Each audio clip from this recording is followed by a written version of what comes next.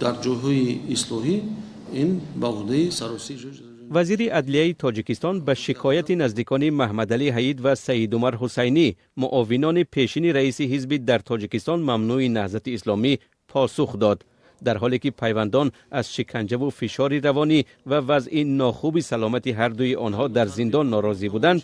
مظفر اشوریان مسئولیت تحقیق را به دوش دادستانی کل گذاشت.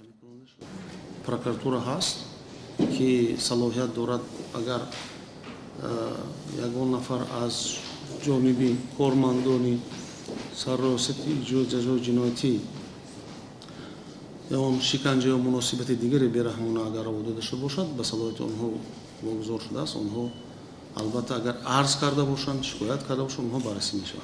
پیوندان محمد علی حید در آغاز ماه ایون امسال با او ملاقات کرده، سپس در صحبت با رادیو آزادی درباره شکنجه شدنش خبر دادند. دیرتر محمد اقبال حسینی پسر سید عمر حسینی از افزایش فشار روانی و وضع ناخوب سلامتی پدرش در زندان شکایت کرد. هرچند وزیر عدلیه در نشست مطبوعاتی به قضیه های جداگانه نپرداخت، به تکرار گفت که به همه زندانیان یاری ضروری پزشکی رسانده می شود.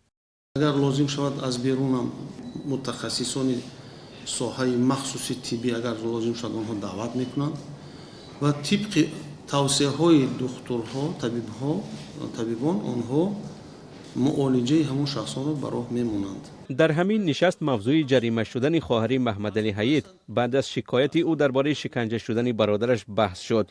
گلبیبی حیدتوا که آخرین ماه ایون برای دادخواهی به سرریاست اجرای جزای جنایتی رفته بود، با اتهام ویران کردن ترتیبات بیش از 500 سامانی جریمه شد.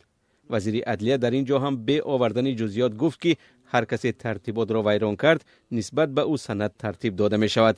گلبیبی حیدتوا در صحبت با رادیو آزادی اتهام مقامات را رد کرد. من نه یکم دستنوب بودم، نه یکم سخنی بد گفتم. اونجا بسیار شهید بودن. اونجا دروغ آقای بوده گن. من تهمت کردم. سودم گفتم گوش نکرده، گفتی ایروی شما بیانات هست. محمد علی حید و سید عمر حسینی معاونان پیشین رئیس حزب در تاجیکستان ممنوع نهضت اسلامی سال 2016 در مرافعه‌های پسی درهای بسته به زندان یک عمری محکوم شدند.